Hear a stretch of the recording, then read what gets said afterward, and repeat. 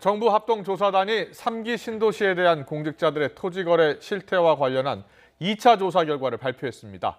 이번에도 투기가 의심되는 사람이 20명 넘게 적발됐습니다. 취재기자 연결합니다. 홍성기 기자. 네, 홍성기입니다. 네, 이번 2차 조사 대상 범위가 어디까지였습니까? 네, 정부 합동조사단이 이번에 2차로 조사한 대상자는 3기 신도시 관련 지방자치단체 개발 업무 담당 공무원과 지방공기업 전 직원입니다. 구체적으로는 3기 신도시가 있는 경기도, 인천시와 광명시흥 등 9개 기초자치단체 담당 공무원 그리고 7개 지방공기업 임직원 등 8,653명입니다. 합조단은 조사 결과 3기 신도시 지구와 인접지역 안에 토지 거래를 한 사람은 28명으로 이 가운데 23명이 투기가 의심된다고 밝혔습니다. 이 가운데 지자체 공무원은 광명시청 직원 10명을 비롯해 안산과 시흥, 하남시청 직원 등 모두 18명이었습니다. 또 부천 도시공사 등 지방 공기업 4곳에서도 직원 5명이 투기 의심자로 적발됐습니다.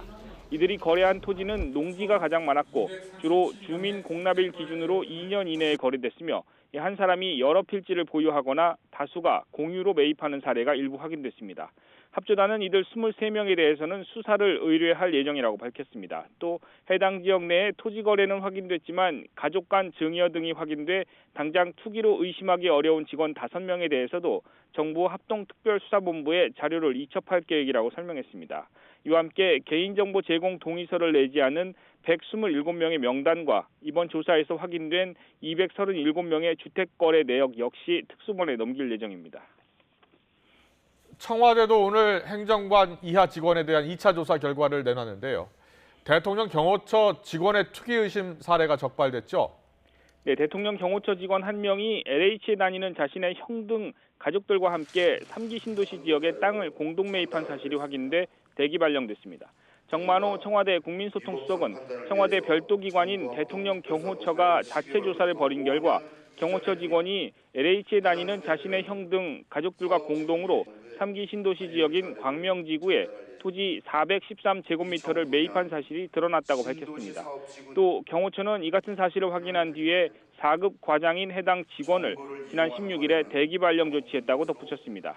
이와 함께 위법성을 판단하기 위해 정부 합동특별수사본부에 관련 자료를 전달할 예정이라고 설명했습니다. 정만호 수석은 청와대 대통령 비서실과 국가안보실에 대한 2차 조사에서는 3기 신도시 지역과 인근에서 3건의 거래가 확인됐지만 심층 조사 결과 공적인 정보를 이용한 투기로는 판단되지 않았다고 밝혔습니다. 그러나 한 점의 의혹도 없도록 하기 위해서 특수본에 관련 사항을 전달할 것이라고 말했습니다. 지금까지 청와대에서 YTN 홍성기입니다.